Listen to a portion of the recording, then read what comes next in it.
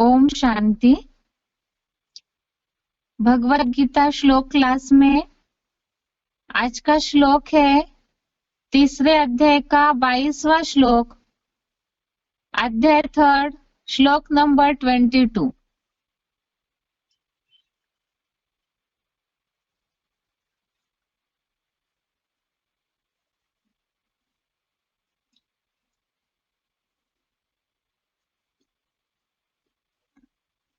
श्लोक है,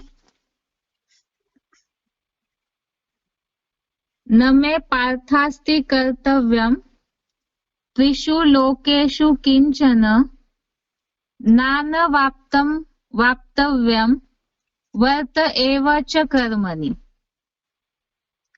श्लोक दोबारा, न मे पार्थास्ति कर्तव्यम त्रिषु लोकेषु किंचन नानवाप्तं वाप्तव्यम वर्त एव च कर्मणि। श्लोक का संधि विच्छेद है, न मे पार्थ अस्ति कर्तव्यम त्रिषु लोकेषु किंचन न अनवाप्तम अवाप्तव्यम वर्त एव च कर्मणि। संधि विच्छेद दोबारा, न मे पार्थ अस्ति कर्तव्यम त्रिषु लोकेषु किंचन न अनवाप्तम अवाप्तव्यम वर्त एव च कर्मणि। शब्दों का अर्थ है, पार्थ अर्थात हे पृथा पुत्र पृथ्वीराज, त्रिषु अर्थात तीनों लोकों में, त्रिषु अर्थात तीनों, लोकेषु अर्थात लोकों में, मैं अर्थात मुझको, किंचन अर्थात कुछ, कर्तव्यम अर्थात करने योग्य, न अस्ति अर्थात कर्म नहीं है, न अवाप्तव्यम अर्थात पाने योग्य नहीं है, अनवाप्तम अर्थात जो न प्राप्त हो, चैव अर्थात तो भी, कर्मणि वर्त अर्थात कर्मों में लगा हूं। शब्दों का अर्थ दोबारा, पार्थ अर्थात हे पृथा पुत्र पृथ्वीराज, त्रिषु अर्थात तीनों, लोकेषु अर्थात लोकों में, मैं अर्थात मुझको, किंचन अर्थात कुछ, कर्तव्यम अर्थात करने योग्य, न अस्ति अर्थात कर्म नहीं है, न अवाप्तव्यम अर्थात पाने योग्य नहीं है, अनवाप्तम अर्थात जो न प्राप्त हो, चैव अर्थात तो भी, कर्मणि वर्त अर्थात कर्मों में लगा हूं। श्लोक का अर्थ है, हे पृथा पुत्र पृथ्वीराज, तीनों लोकों में मुझको कुछ करने योग्य कर्म नहीं है, पाने योग्य नहीं है जो न प्राप्त हो, तो भी कर्मों में लगा हूं। हे पृथा पुत्र पृथ्वीराज, तीनों लोकों में मुझको कुछ करने योग्य कर्म नहीं है, पाने योग्य नहीं है जो न प्राप्त हो, तो भी कर्मों में लगा हूं। इसका अर्थ है, भगवान जो है वो तीनों लोकों का मालिक है, लेकिन उन्हें ये तीनों लोकों में कुछ भी करने योग्य कर्म नहीं है। करने योग्य कर्म तब होते हैं जैसे अनिवार्य कर्म है, करना जरूरी है। ऐसे करने योग्य कर्म तो उनके लिए है जिनको रत है। भगवान तो जन्म मरण के चक्र में ही नहीं आते, तो उनका अपना कोई रत नहीं है जिस रत के लिए, निर्वाह के लिए उनको कुछ कर्म करने पड़ते हो। और दूसरा, पाने योग्य नहीं है जो न प्राप्त हो। अर्थात एक तो अनिवार्य कर्म करने की भी उनको आवश्यकता नहीं है, और दूसरा पाने योग्य भी कुछ ऐसा नहीं है। एक तो अनिवार्य कर्म की बात आती है, रत है तो कर्म करने ही पड़ते हैं। अब भगवान को अपना कोई रत ही नहीं है, इसीलिए उनको कुछ करने योग्य कर्म भी नहीं है और पाने योग्य भी नहीं है। देह है, स्वार्थ है, तो उसके लिए भविष्य के लिए भी इकट्ठा करने की लालसा मनुष्यों में लगी रहती है। लेकिन भगवान को तो ये सब कुछ भी चाहिए नहीं, इसीलिए बोला कि पाने योग्य भी कुछ ऐसा नहीं है जो प्राप्त न हो। तो उनको देह के लिए भी कुछ करना नहीं है और भविष्य के लिए भी कुछ इकट्ठा करके रखना है, इसकी भी परमात्मा को, भगवान को आवश्यकता नहीं है, तो भी वो कर्मों में लगे हुए हैं। तो किस कारण कर्मों में लगे हुए हैं, इसे क्लैरिफिकेशन वाला जो अर्थ है उसके साथ समझते हैं ताकि श्लोक का भावार्थ सही रीति समझ गए। हे पृथ्वीपुत्र पृथ्वीराज, सुख दुख शांति धाम तीनों लोकों में मुझ त्रिकालज्ञ को कुछ भी करने योग्य ऐसा कोई कर्म नहीं है, और मुझे तीनों लोकों में पाने योग्य कुछ भी नहीं है जो पदार्थ न प्राप्त हो, तो भी अनासक्त हो कर्मों में लगा हूं ताकि लोग फॉलो करें। यहाँ तीनों लोक माना बताया, सुख दुख और शांति धाम। ये तीनों लोकों में भी भगवान को, जो त्रिकालज्ञ है, तीनों कालों का ज्ञाता है, उनको कुछ भी करने योग्य ऐसा कोई कर्म नहीं है।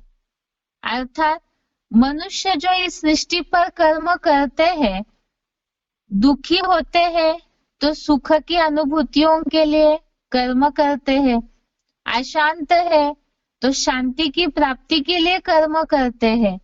और भगवान जो है वो तो जन्म मरण के चक्र में ही नहीं आते हैं, उनका अपना कोई रत नहीं है, तीनों कालों के भी वो ज्ञाता है, त्रिकालदर्शी है। इसके बावजूद भी उनको कोई भी कर्म करने की वास्तव में आवश्यकता नहीं है, और मुझे तीनों लोकों में पाने योग्य कुछ भी नहीं है। अर्थात तीनों लोकों का वही मालिक है। भगवान को तो ब्रह्मांड का स्वामी कहा जाता है और तीनों कालों का भी वो ज्ञाता है, तो वो तीनों लोक उन्हीं के हैं, तो इसीलिए उनको उसमें कुछ पाने योग्य ही नहीं है। जैसे मनुष्य कर्म इसलिए करते हैं, कुछ ना कुछ चाहिए उनको, जो अप्राप्त है उसकी प्राप्ति के लिए वो मेहनत करते रहते हैं, या तो लालसाएं लगी रहती है इसीलिए। लेकिन भगवान का ही सब कुछ है, इसीलिए उन्हें पाने योग्य कुछ भी नहीं है जो पदार्थ प्राप्त न हो, तो भी अनासक्त हो कर्मों में लगा हूं।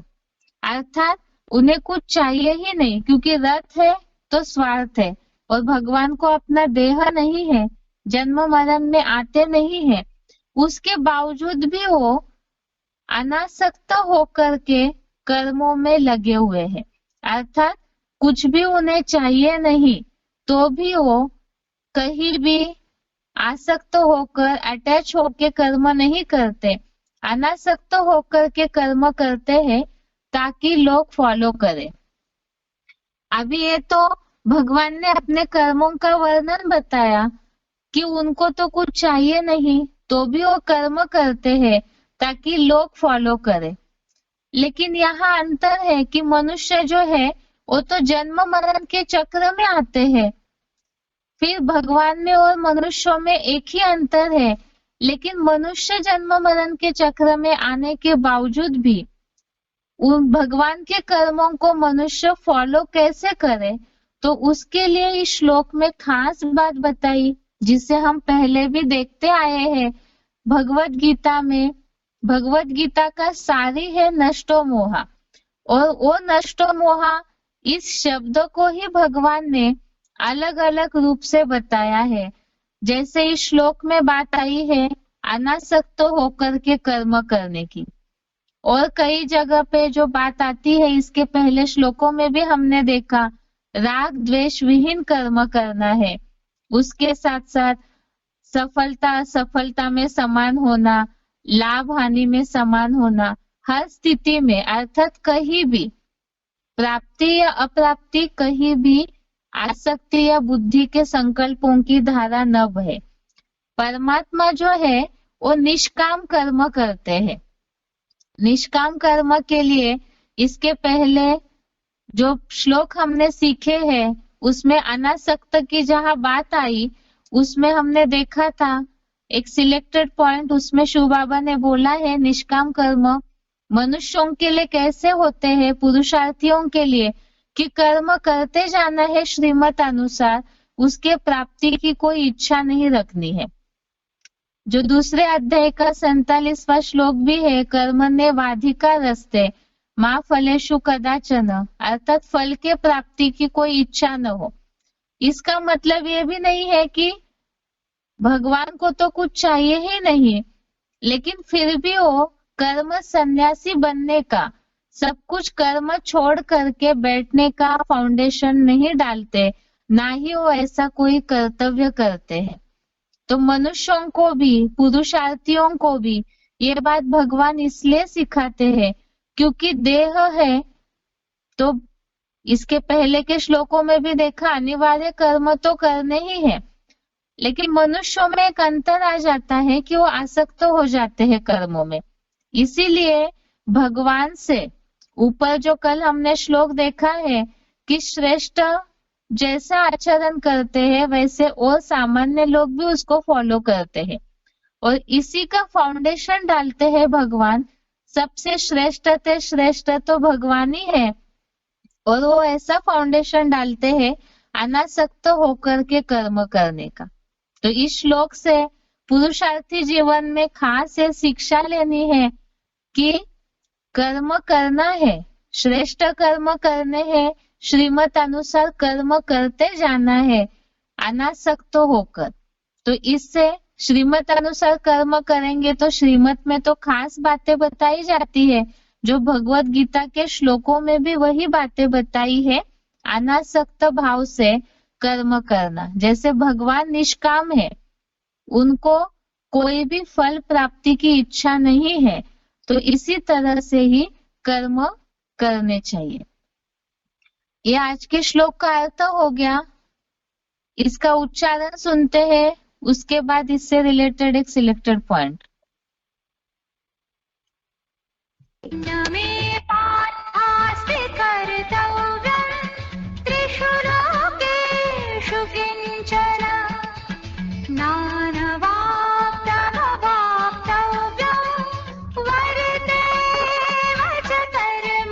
हे पृथा पुत्र पृथ्वीराज, सुख दुख शांति धाम तीनों लोकों में मुझ त्रिकालज्ञ को कुछ भी करने योग्य ऐसा कोई कर्म नहीं है, और मुझे तीनों लोकों में पाने योग्य कुछ भी नहीं है जो पदार्थ ना प्राप्त हो, तो भी अनासक्त हो कर्मों में लगा हूँ ताकि लोग फॉलो करें।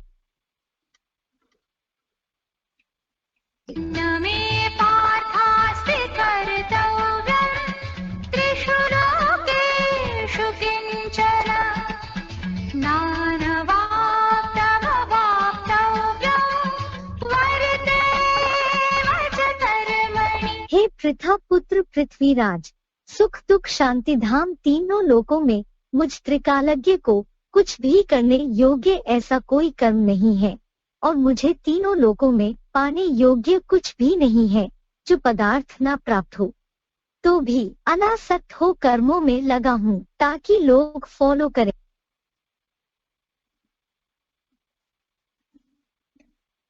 इसी श्लोक से रिलेटेड सिलेक्टेड पॉइंट है वार्तालाप नंबर 1831, डिस्कशन नंबर 1831।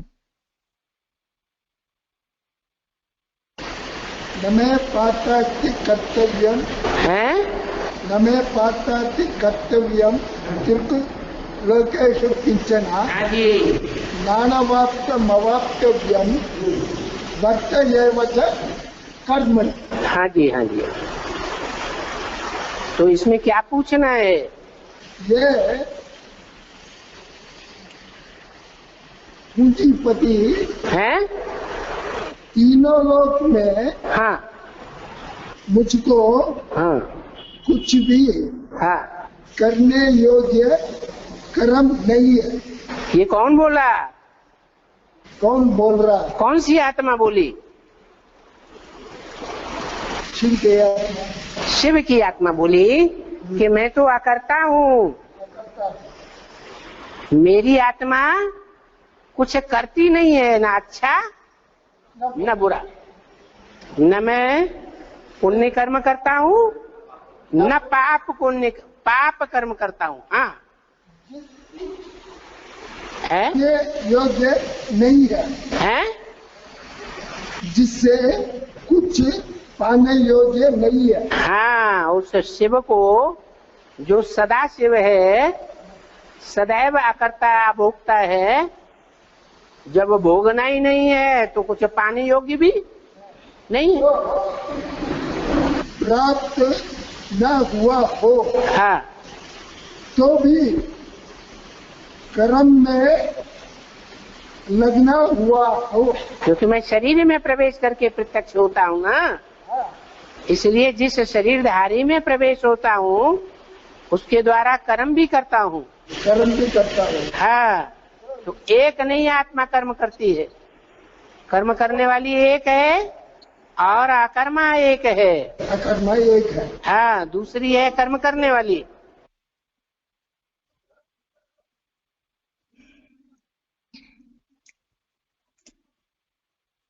जैसे अभी हमने पॉइंट में समझा कि परमात्मा को तो, भगवान को तो कुछ भी पाने की आवश्यकता नहीं है, वो तो स्वर्ग में भी नहीं आते हैं, ना ही इस दुखधाम की दुनिया के जो भी साइंस के साधन है उसकी सुख सुविधाओं को अनुभव करते हैं, लेकिन फिर भी वो केवल मनुष्य फॉलो करे इसीलिए कर्मों में लगे हुए।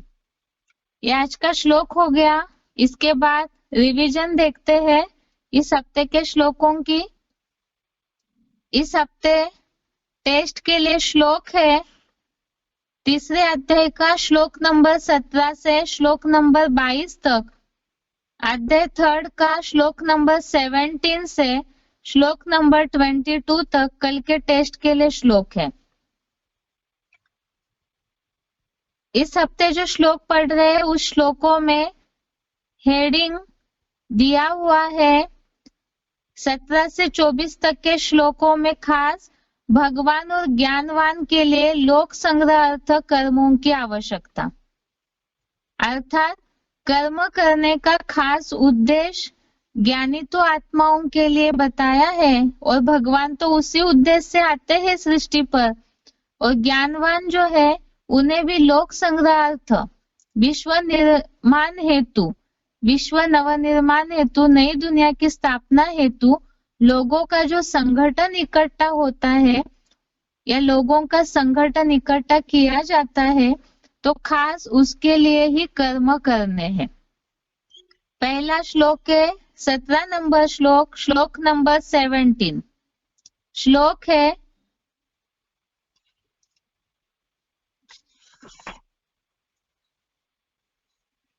यस्त्वात्मरतिरेवस्य आत्मतृप्तश्च मानवः आत्मन्नेव च संतुष्ट तस्य कार्यं न विद्यते।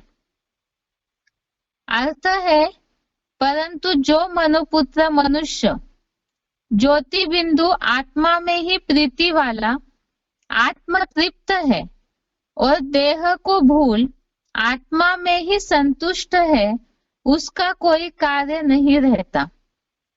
अर्थात देह के भान को भूलेंगे। इसके पहले तो हम समझते आए हैं श्लोकों में, मनुष्यों को देह है तो अनिवार्य कर्म तो करने ही पड़ते हैं, प्रकृति के वशीभूत है ये शरीर, इसलिए बरबस कर्म करने पड़ते हैं। लेकिन खास वो कर्म कैसे करने हैं, इसके लिए बताया देह को भूल। देह को भूल, देह भान को छोड़ करके जो कर्म करते हैं तो आत्मा बिंदु है।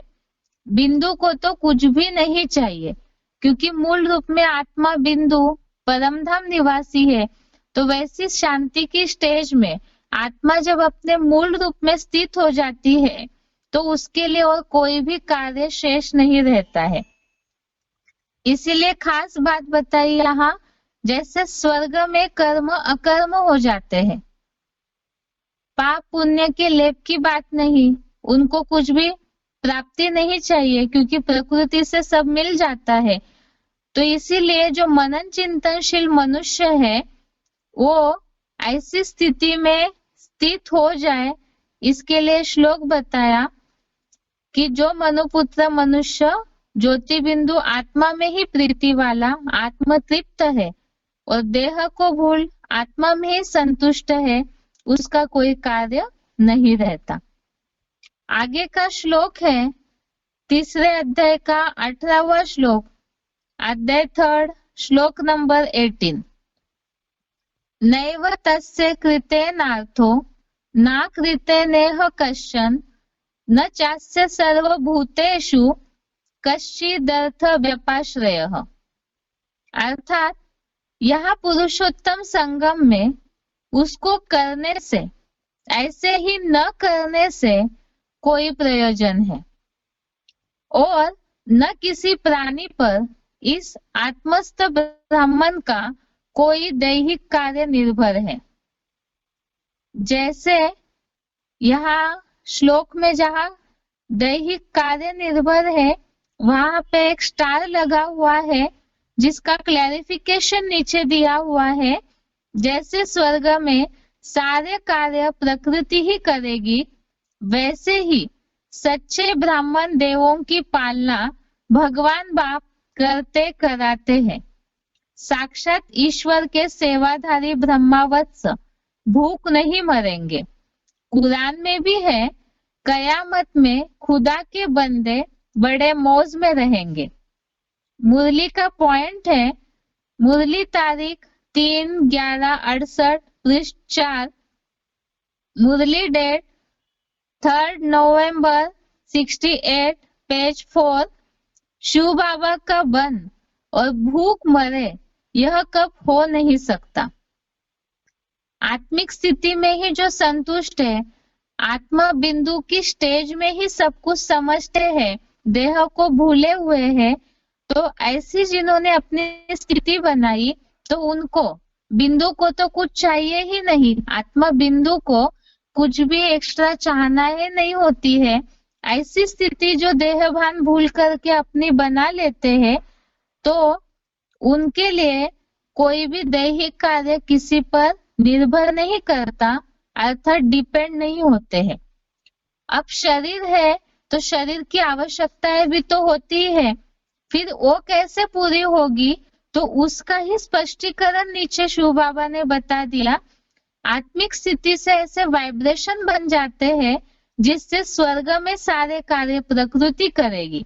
जहाँ स्वर्ग में आत्मिक स्थिति पूरी 100% होती है, वहां उस वाइब्रेशन के कारण प्रकृति ही सारा कार्य करती है और सच्चे ब्राह्मण देवों की पालना भगवान बाप करते कराते हैं। संगम युग में जो आत्मिक स्थिति में पूरी तरह स्थित हो जाते हैं, देहभान को छोड़ते हैं, और खास जो श्लोकों में हेडिंग है लोक संग्रह अर्थ कर्म करने की आवश्यकता, उस अनुसार जो कर्म करते हैं आत्मिक स्थिति में तो उनकी स्वयं भगवान बाप पालना करते हैं। और उसका ये उदाहरण बता दिया कि शिव बाबा का बने और भूख मरे ये हो नहीं सकता, क्योंकि सर्विसेबल की पालना स्वयं भगवान ही करते हैं। आगे का श्लोक है इससे, श्लोक नंबर 19, तीसरे अध्याय का श्लोक नंबर 19, श्लोक नंबर 19। श्लोक है, तस्माद् सक्तः सततम कार्यम कर्म समाचर असक्तो ह्याचरन् कर्म परमाप्नोति पुरुषः। अर्थात इस कारण से अनासक्त हुआ, निरंतर करने योग्य विश्व नवनिर्माण के लिए यज्ञ सेवा के श्रेष्ठ कर्म का तू आचरण कर, क्योंकि अनासक्त पुरुष अविनाशी रुद्र यज्ञार्थ सेवा कर्म का आचरण करता हुआ विष्णु लोकीय वैकुंठ के परम पद को प्राप्त करता है। अब जैसे ऊपर के 2 श्लोकों में बताया, आत्मिक स्थिति है तो उसमें कुछ भी करने योग्य नहीं है, क्योंकि आत्मा में ही संतुष्ट रहते हैं। और ऐसे जो देह भान रहित स्थिति बना लेते हैं तो उनकी पालना स्वयं भगवान करते हैं, तो ऐसे पुरुषार्थी निश्चिंत हो जाते हैं। ऐसे मनुष्य जो है जिनकी स्वयं भगवान चिंता कर रहे, वो निश्चिंत हो जाते हैं अपने देह की चिंता से।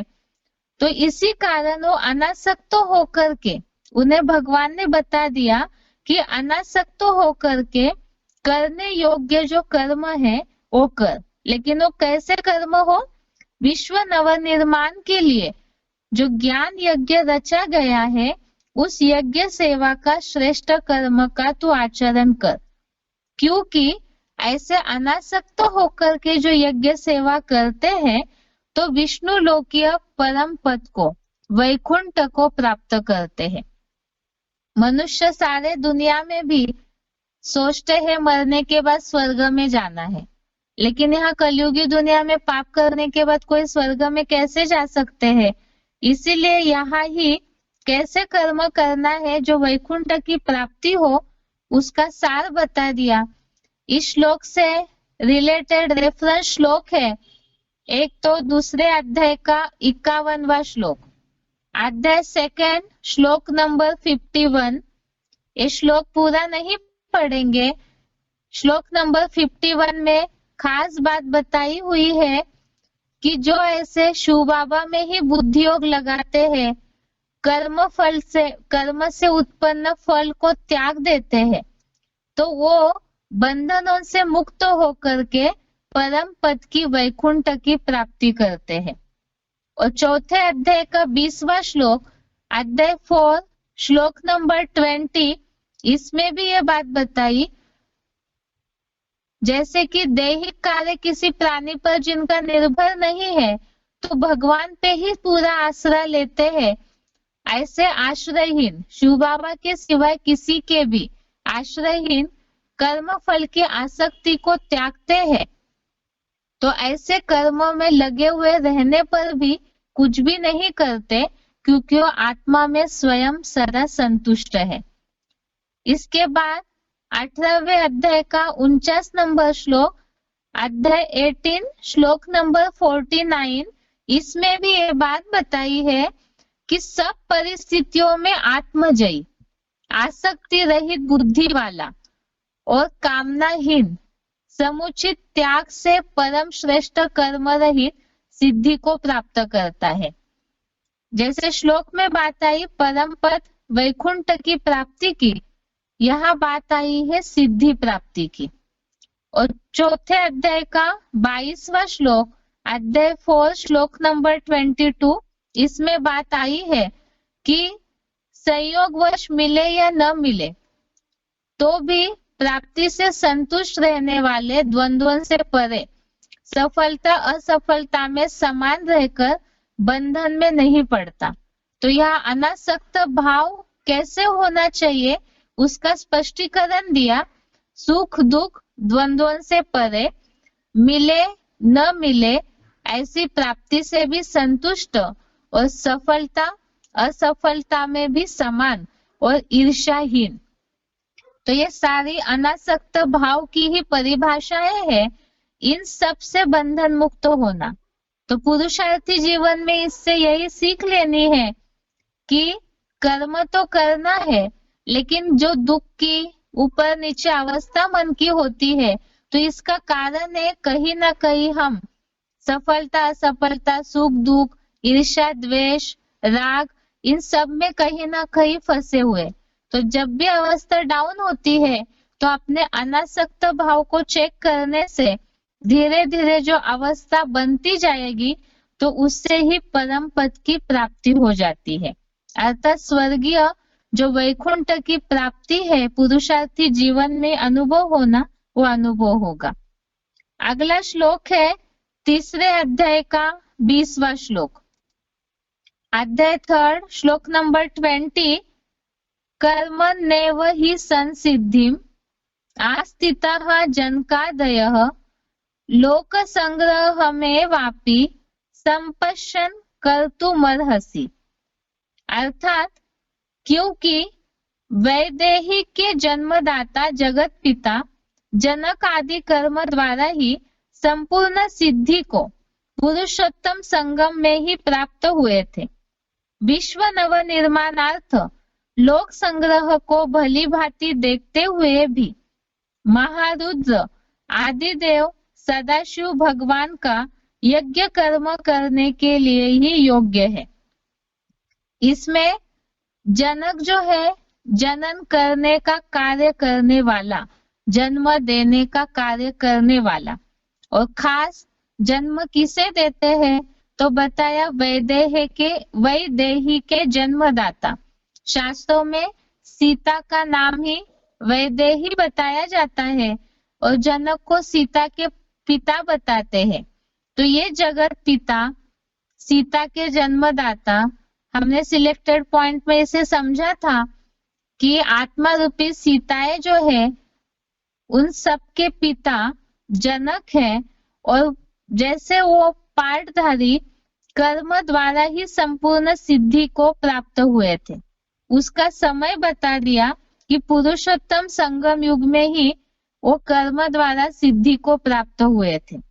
और विश्व नव निर्माणार्थ लोक संग्रह को भली भांति देखते हुए भी यज्ञ कर्म करने के लिए ही योग्य है।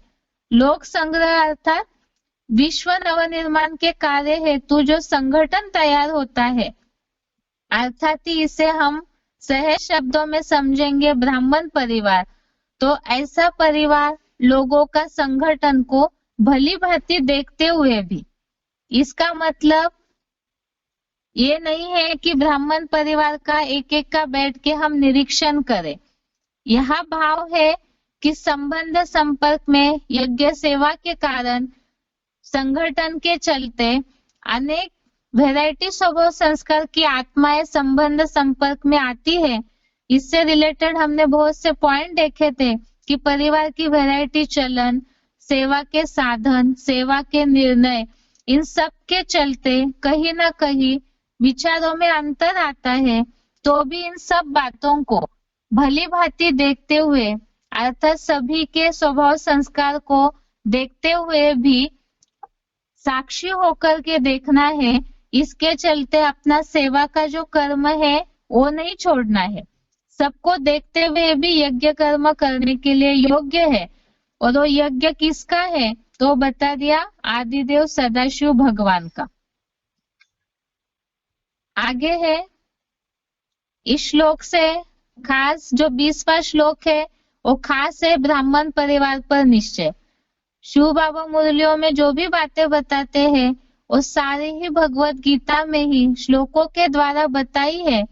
एक तो आत्मिक स्थिति, दूसरा अनासक्त भाव, और तीसरा परिवार को देखते हुए भी परिवार पर भी निश्चय। अगला श्लोक है 3 अध्याय का 21वां श्लोक, अध्याय 3 श्लोक नंबर 21।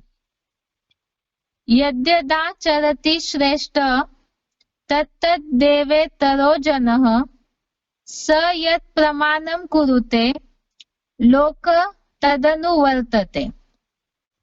अर्थात दुनिया का श्रेष्ठतम मालिक शिव बाबा पुरुषोत्तम संगम में जो जो आचरण करता है वैसा वैसा ही दूसरे अनुगामी लोग भी करते हैं। वह हीरो जैसा परम पिता शिव की श्रीमत से प्रमाणित कर्म करता है, सत्य सनातनी लोग उस श्रेष्ठतम कार्य का ही अनुसरण करते हैं। इसमें खास बात बताई, जैसे ऊपर बताया, भगवान को तो भगवान इसीलिए कर्म करते हैं। ये शिव बाबा जो आचरण करते हैं तो दूसरे भी उनके कर्मों को फॉलो करते हैं। इसीलिए ही ये हीरो पाठधारी श्रीमत प्रमाण कर्म करते हैं ताकि सत्य सनातनी लोग उस श्रेष्ठतम कार्य का अनुसरण करें। इसमें हमने समझा था यथा राजा तथा प्रजा, इस हिसाब से दुनिया का ये तो फाउंडेशन है कि श्रेष्ठ लोगों के कर्मों को ही सब फॉलो करते हैं। इसमें कलयुगी दुनिया जो है, इसमें हम वीआईपीज है, अधिकारी वर्ग है, जो गवर्नमेंट के अधिकारी प्रजा को संभाल रहे, उन्हें इस बात को समझा सकते हैं कि उनके अनुसार ही बाकी जो प्रजा है उसके ऊपर भी उनके कर्मों का असर होता है। यहाँ तो हम श्लोकों को अपने पुरुषार्थी जीवन में लागू करने के हिसाब से समझ रहे। इस हिसाब से ज्ञानवान को ऐसे कर्म करने चाहिए जिनको देख करके लोगों को खुद निश्चय हो कि इन्हें भगवान मिला है। कई बार जैसे हमने समझा था, हम औरों को तो समझाते हैं ज्ञान सुनने के लिए, प्रेशराइज करते हैं, लेकिन लोग पहले जो ज्ञान में चलने वाले हैं उनकी धारणाओं को, उनके कर्मों को देखते हैं, फॉलो करते हैं। इसीलिए इस तरह सैंपल वाले कर्म करें, जिसके लिए अव्यक्तवाणी में बोला हुआ है, एक होता है सुना हुआ, एक होता है देखा हुआ। तो देखा हुआ का प्रभाव ज्यादा पड़ता है, क्योंकि अव्यक्तवाणियों में बोला है वाणी का भाषण तो बहुत कर लिया, अब कर्म का भाषण करो। कर्म का भाषण अर्थात ही ऐसे कर्म करे जो लोगों पे प्रभाव पड़े, जिसके लिए नीचे मुरली पॉइंट दिया है। मुरली तारीख है 6/6/90, मुरली डेट 6 जून 90। जैसा कर्म हम करेंगे हमको देख और करेंगे। सुभाषित भी है, महाजनेन एन गतः स पंथः, और इससे रिलेटेड रेफरेंस श्लोक है 3 अध्याय का 23वां श्लोक, मम वर्तमानु वर्तन्ते।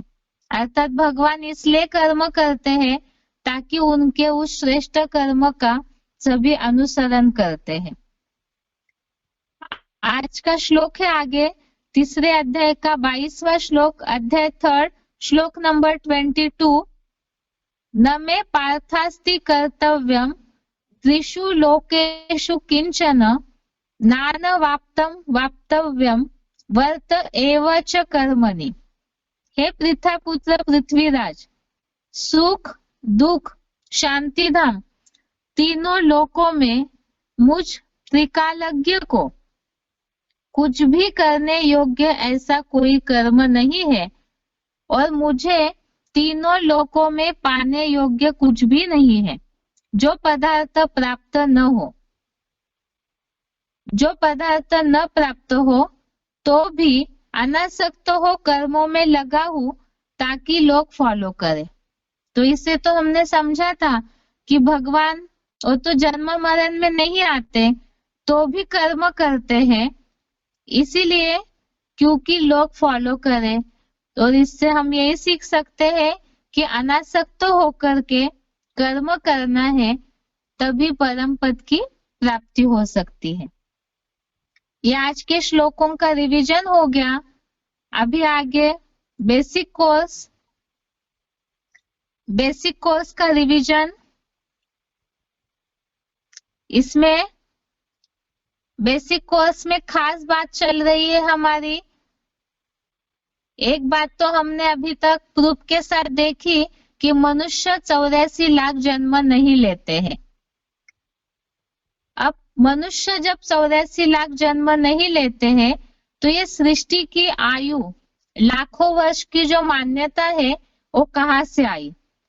इसमें खास बात तो है कि 84 लाख योनियों की मान्यता प्रूफ के साथ हमने समझा थी जिज्ञासुओं को, तो बात ही कट हो गई। मनुष्य केवल 84 जन्म लेते हैं।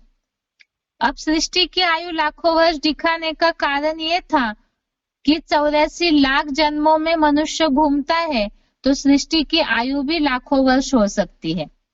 तो पहला प्रूफ है 84 लाख जन्म मनुष्यों के नहीं होते, तो इस आधार से सृष्टि की आयु भी मनुष्यों की सृष्टि की आयु भी लाखों वर्ष नहीं हो सकती। तो ये मान्यता भी गलत सिद्ध हो गई। अभी आगे का देखते हैं। दूसरा प्रूफ है दिव्य वर्ष। दिव्य वर्ष की बातों में कई शास्त्रकारों ने इस आधार से सृष्टि की आयु को लाखों वर्ष का बताया। पहली बात, 84 लाख योनियों की मान्यता कर, तो इस आधार से सृष्टि की आयु लाखों वर्ष भी नहीं हो सकती। अब दिव्य वर्ष में क्या किया है, ये जो युग है, सतयुग की आयु 4 गुना, त्रेता की 3 गुना, द्वापर की 2 गुना, कलयुग की 1 गुना आयु, और इससे फिर शास्त्रकारों ने जो साल के दिन होते हैं 365 उससे गुना कर दिया, और देवताओं का जो दिन है उसे हजारों वर्ष में काउंट करके दिव्य वर्ष के रूप में बता दिया, और दिव्य वर्ष की बात को जोड़ करके सृष्टि की आयु को लाखों वर्ष बता दिया। अब सबसे पहले हमें समझना है कि ये दिव्य वर्ष होता क्या है। दिव्य वर्ष को देवताओं के समय से लेकर के जोड़ दिया। अब ये दिव्य वर्ष होता क्या है? क्या देवताओं का दिन और वर्ष अलग होता है? सृष्टि की आयु लाखों वर्ष का दूसरा प्रूफ हमें देखना है कि इस दिव्य वर्ष की मान्यता से भी कैसे सृष्टि की आयु लाखों वर्ष गलत है। इसमें पहली बात, ये जो युगों की आयु को गुना करके बताते हैं। दूसरी बात, देवताओं का दिन वर्ष दिव्य वर्ष के रूप में जो बोला जाता है। अब देवताओं का दिव्य वर्ष जो हजारों के गिनती में काउंट किया है, गिना है, इसमें पहली बात ये तब हो सकता है जब देवताएं कोई अलग लोक के, अलग ग्रह के वासी होंगे। लेकिन गीता के आधार से ये बात हमने देखी। श्लोक नंबर 16 का 6, इसमें जो बात आई है, द्वौ भूत सर्गो लोके अस्मिन्, अर्थात देवताओं और असुरों की सृष्टि यहाँ पर ही होती है। इस आधार से जब पृथ्वी पर तो दिन और रात बराबर चलते हैं, तो फिर देवताएं श्लोक के आधार से जो हमने देखा है इसी सृष्टि के वासी है। तो दिव्य वर्ष जब पृथ्वी पर दिन रात समान है, तो दिव्य वर्ष की जो हजारों वर्षों की गिनती है वो भी मान्यता कट हो जाती है, वो गलत सिद्ध हो जाती है। देवताएं और असुर इसी लोक के वासी है। सत्व गुण बढ़ने पर देवता बनते हैं, तमोगुण बढ़ने पर असुर बनते हैं। इस हिसाब से देवताओं का दिन वर्ष अलग नहीं है। तो दिव्य वर्ष की मान्यता इस आधार से कल्प की आयु लाखों वर्ष की जो मान्यता है वो भी सच्चाई गलत हो गई। दूसरी बात हमने इससे समझी थी, वैज्ञानिक दृष्टिकोण से भी ये बात संभव नहीं है। जैसे दिव्य वर्ष का ये जो बात है, वैज्ञानिकों के हिसाब से भी देवताएं अलग लोक के वासी कैसे हो सकते हैं। तो साइंस में जो बात समझाई जाती है, पृथ्वी के अलावा अन्य ग्रह पर जीवन संभव ही नहीं है। जब जीवन संभव ही नहीं है, क्योंकि सूरज से निश्चित दूरी पर ही केवल पृथ्वी पर ही ऐसी जगह है जो हमने देखा था, उत्तर ध्रुव दक्षिण ध्रुव पर भी कोई जीवन पनप नहीं सकता है। इस आधार से ही देवताएं जो है वो इस सृष्टि पर ही वासी है, अलग कोई ग्रह के वासी नहीं है। इस हिसाब से स्वर्ग जो सृष्टि की आयु लाखों वर्ष बताई जाती है, दिव्य वर्ष की बात गलत हो गई, तो फिर सृष्टि की आयु भी उस हिसाब से जो लाखों वर्ष बताई जाती है वो भी मान्यता गलत हो गई। इसमें हमने दो बातें समझी। एक तो जो हजारों वर्ष का दिव्य वर्ष का काउंटिंग है, गिनती है, तो वो गलत है, क्योंकि देवताओं का दिन और रात इसी पृथ्वी पर है। अब देवता पृथ्वी के ही वासी है, उसे सिद्ध करने के लिए हमने दो बातें देखी। एक तो गीता में ही बताया हुआ है, देवता और असुर इस सृष्टि पर दोनों भी होते हैं। दूसरी बात, वैज्ञानिक दृष्टिकोण से भी पृथ्वी के अलावा और कोई ग्रह पर जीवन संभव नहीं है। तो इन दोनों बातों के आधार से दिव्य वर्ष या जो देवता है अलग लोक के वासी, अलग कोई जगह के वासी है, ये बात गलत हो गई। तो इसी आधार से कल्प की आयु ये भी गलत सिद्ध हो जाती है। अभी अगली बात है, अभी ये देखना है कि पुराणों में कलयुग की आयु बताई जाती है 1200 वर्ष। हरिवंश पुराण का एक उल्लेख हमने देखा था, तथा वर्ष सहस्रम तु वर्षानाम द्वेषते तथा संध्या सह संख्यातम क्रूरम कलियुगम स्मृतम। इसमें यह बात आई है कि कलयुग की आयु 1200 वर्ष है। शास्त्रकार ही अपनी बातों में स्थिर नहीं है। ये तीसरा प्रूफ है कि शास्त्रकार जहाँ एक तरफ सृष्टि की आयु लाखों वर्ष बताते हैं, तो वही ये युगों की आयु अलग अलग बताते हैं। जैसे हरिवंश पुराण में कलयुग की आयु 1200 वर्ष बताई है, वहां ही अलग अलग जो शास्त्रकार है वो 40,000 वर्ष का कलयुग बताते हैं। अब सोचने की बात है, तर्क संगत, कि 5,000 वर्ष में ही मनुष्यों का ये हाल है। आज हम कलयुग की दुनिया की हालत देखते हैं, अकाल, भूखमरी, गरीबी, हिंसाचार, जिस तरह की भी हालत है आज समाज की, उस हिसाब से 40,000 वर्षों में क्या हाल हो जाएगा कलयुग का। दूसरी बात है कि ये जो 40,000 वर्ष की बात शास्त्रकार बताते हैं, तो सदियों से, कई सैकड़ों वर्षों से ही 40,000 वर्ष बता रहे हैं, तो भी कभी भी वो एक साल भी उसकी गिनती कम नहीं बताते। इस हिसाब से ही एक केवल बोलने के लिए बोलते हैं 40,000 वर्ष, लेकिन इन बातों से जो बताया कि एक तो सृष्टि 5,000 वर्ष की होने पर ही ये हाल है, तो 40,000 वर्ष की सृष्टि में मनुष्यों का क्या हाल हो जाएगा। इस हिसाब से भी कलयुग की आयु जो 40,000 वर्ष है वो गलत हो जाती है मान्यता। और दूसरी बात, लंबे समय से 40,000 वर्ष ही बता रहे, ये समय क्यों नहीं कम करते हैं। इस हिसाब से भी जब कलयुग की आयु ही 40,000 वर्ष संभव नहीं है, तो फिर कल्प की आयु, सृष्टि की आयु लाखों वर्ष की मान्यता कैसे संभव है। अगली बात है, अगला प्रूफ है इसका, शास्त्रों की बातों की सच्चाई।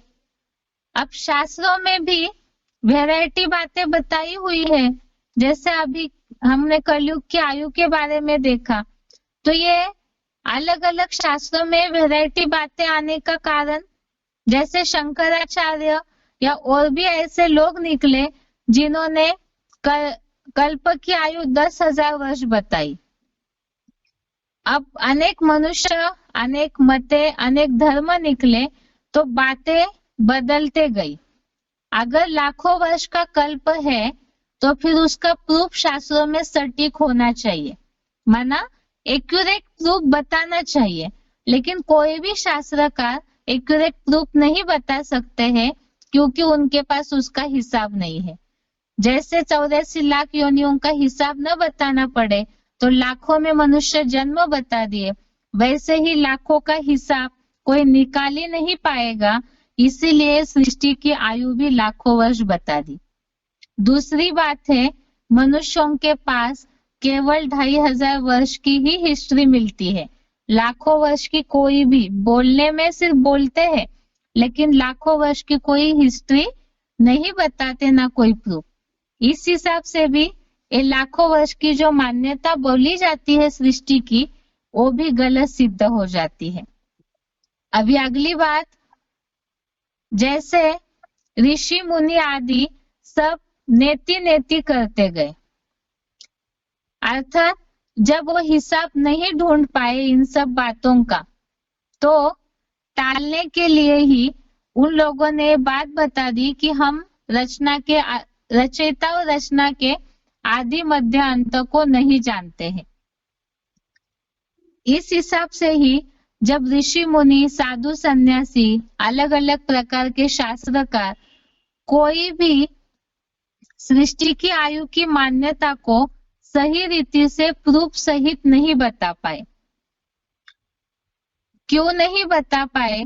और जब मनुष्य नहीं बता पाए तो इस राज को कौन बता सकता है? इस राज को बता सकते हैं भगवान। इसका कारण क्या है? भगवान अजन्मा है। भगवान अजन्मा है।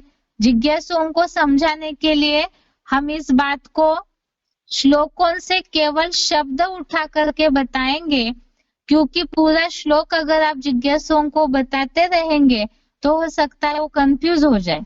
इसलिए श्लोक याद रखिए, लेकिन श्लोकों में खास शब्द जो बेसिक कोर्स से टैली होने वाला है, उस शब्द को खास करके याद रखें। तो चौथे अध्याय के 6वां श्लोक, अध्याय 4 का श्लोक नंबर 6 में ये बात आई है कि भगवान, हम ये टॉपिक देख रहे हैं सृष्टि की आयु में, कि भगवान ही क्यों इस सब राज को बता सकते हैं। पहली बात, भगवान अजन्मा है।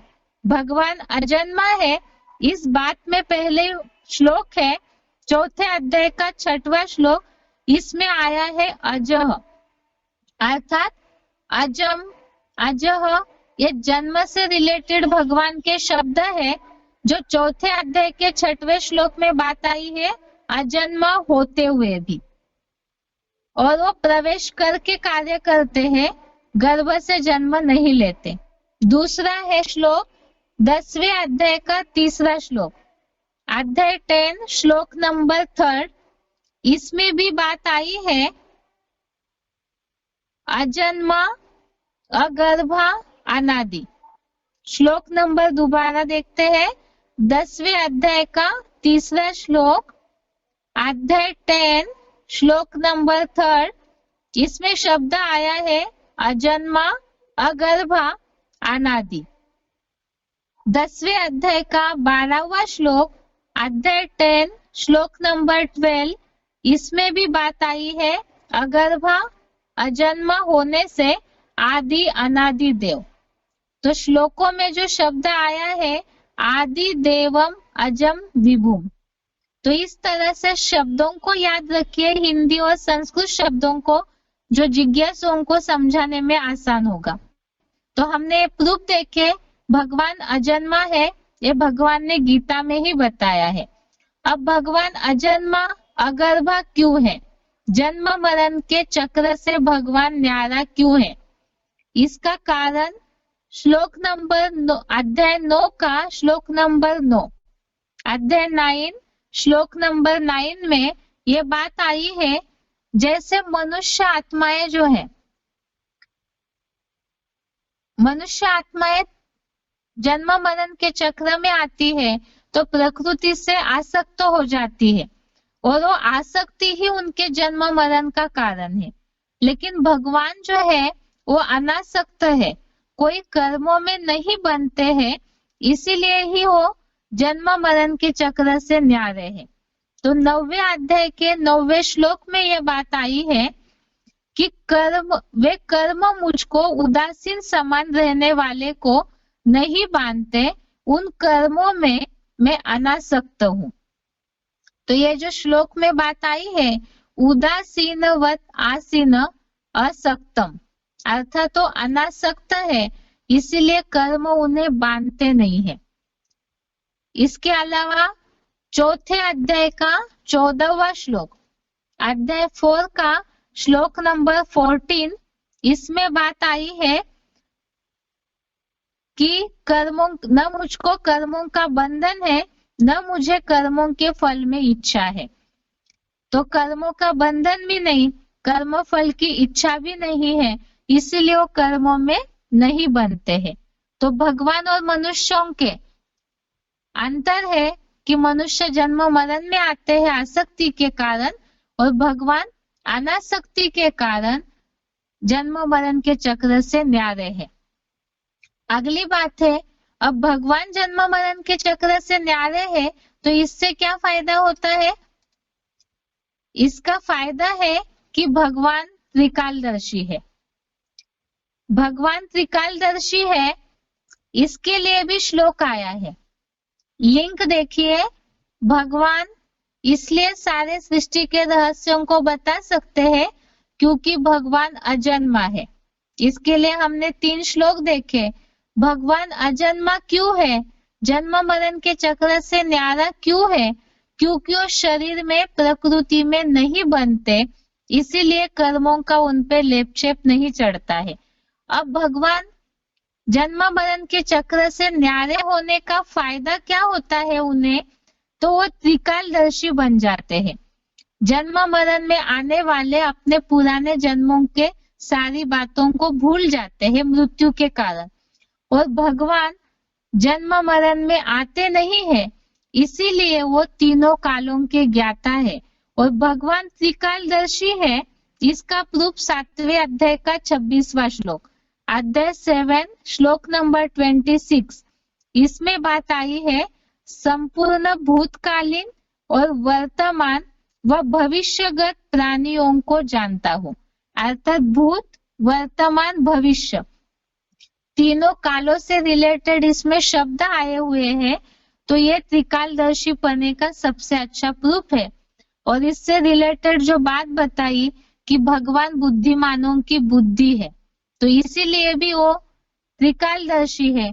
आगे भगवान सृष्टि के आदि मध्य अंत के ज्ञाता है, इसका प्रूफ है 10वें अध्याय का 20वां श्लोक, अध्याय 10 श्लोक नंबर 20। नंबर नोट कर लीजिए, 10वें अध्याय का 20वां श्लोक, इसमें भगवान आदि मध्य अंत के ज्ञाता है, त्रिकालदर्शी है, इससे रिलेटेड शब्द आए हुए हैं। श्लोक के भावार्थ में, श्लोक में जो लिखा है, अहमादिश्च मध्यम च भूतानामन्तश्च एव च, इसमें बात आई है कि प्राणियों की आदि, मध्य और अंतकर्ता मैं ही हूँ। सृष्टि के आदि मध्य अंत का भगवान ज्ञाता है, त्रिकालदर्शी है, इसी से रिलेटेड शब्द आए हुए हैं कि भगवान मैं ही प्राणियों की आदि, मध्य और अंतकर्ता मैं ही हूँ। और दूसरा श्लोक है 10वें अध्याय का 32वां श्लोक, अध्याय 10 श्लोक नंबर 32, अध्याय 10 श्लोक नंबर 32, इसमें भी बात आई है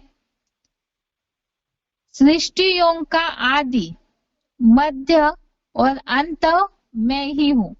जो श्लोक में शब्द आया है आदि, अंतश्च, मध्यम चैव अहम अर्जुन, श्लोक पूरा नहीं पढ़ रहे हैं इसलिए, क्योंकि जो हमें बेसिक कोर्स में बात उठानी है केवल उन्हीं शब्दों का उल्लेख किया, और भावार्थ में बात आई है सारी सृष्टियों का आदि, मध्य और अंत मैं ही हूँ।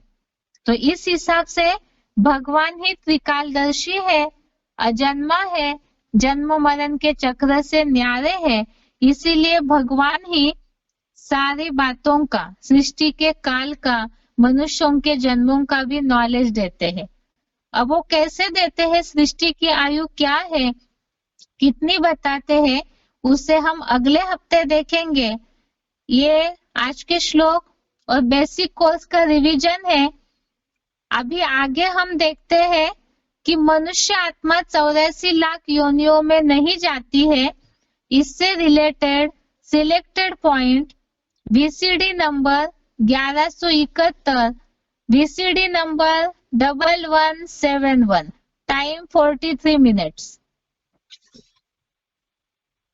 मनुष्य आत्मा 84 लाख योनियों में नहीं जाती है। ये आत्मा भी एक प्रकार का बीज है। जैसे बीजों की जाति होती है, गेहूं की जाति का बीज होगा तो गेहूं का पौधा पैदा होगा या आम बन जाएगा? नहीं बन सकता।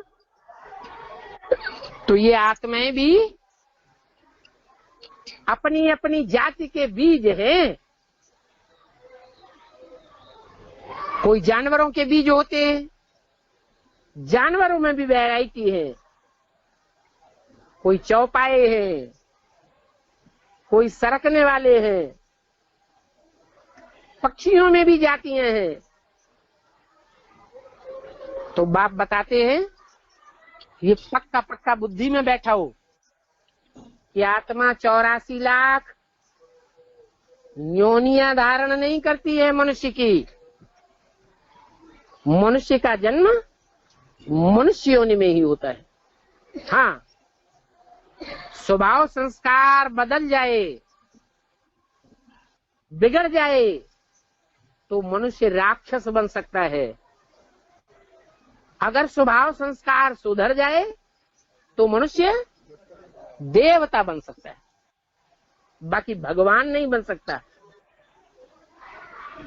भगवान सिर्फ एक है। मनुष्य आत्माएं तो ज्यादा से ज्यादा 84 के चक्र में आ सकती है, लेकिन परमपिता परमात्मा शिव 84 के चक्र में नहीं आता है।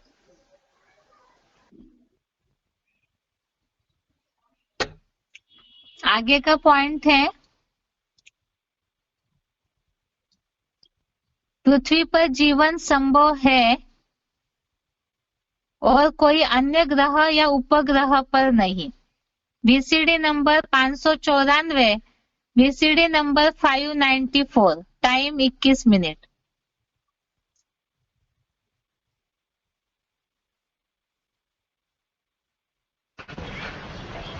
भगवान तो एक ही रचयिता है, दुनिया भी एक ही है। उन्होंने तो समझ लिया है कि ये सूरज चांद सितारे जितने ढेर हैं उन सब में एक एक दुनिया है। वास्तव में उन जड़ सितारों में कोई दुनिया नहीं होती है। ये तो तुम चैतन्य धरती के सितारे हो। तुम एक एक सितारे में एक एक दुनिया समाई हुई। माने तुम्हारे 84 जन्मों के साथ अनेक आत्माओं का कनेक्शन जुटा हुआ है। वो तुम्हारी अपनी दुनिया है। यूं सारी दुनिया एक ही है, भगवान भी एक ही है। शास्त्रों में तो बहुत बकोड़े हैं। लिखा है चंद्रमा पर देवताएं निवास करते हैं। अब चंद्रमा पर तो साइंसदान होकर के वापस लौटे आए, वहां तो कोई जीव जंतु मिला ही नहीं। कोई देवताएं मिले क्या? कुछ भी नहीं मिला। ये कुदरत है। वो साइंस घमंडी समझते हैं कि एक एक सितारे में दुनिया है।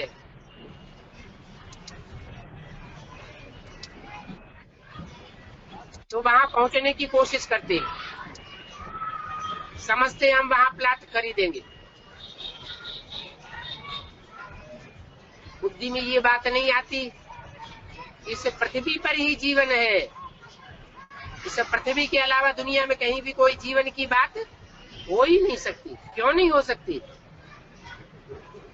एक पृथ्वी पर ही सूर्य की किरणें उत्तरी ध्रुव और दक्षिणी ध्रुव पर तिरछी पड़ती है तो सूर्य की दूरी हो जाती है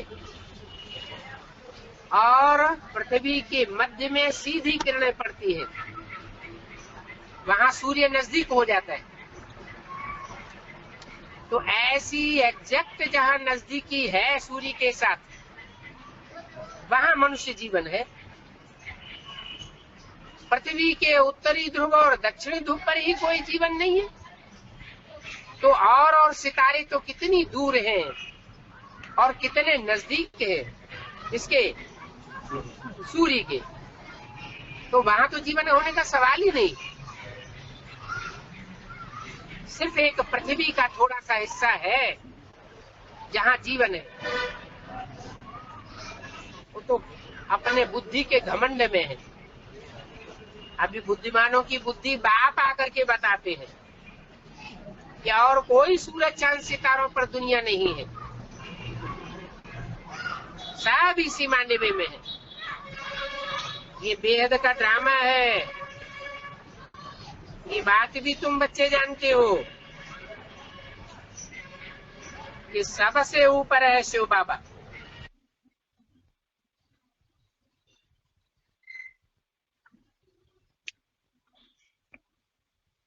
जो बेसिक कोर्स में हमने देखा था, पृथ्वी पर जीवन संभव है, अन्य ग्रह पर नहीं। तो इससे रिलेटेड एक पॉइंट था, जो देवताओं की सृष्टि भी इसी पृथ्वी पर हो सकती है, कोई अलग ग्रह पर या पृथ्वी से ऊपर नहीं। इस बात को समझाने के लिए हमने इस सिलेक्टेड पॉइंट को देखा है। इसके साथ साथ आज का गीता क्लास पूरा करते हैं। ओम शांति।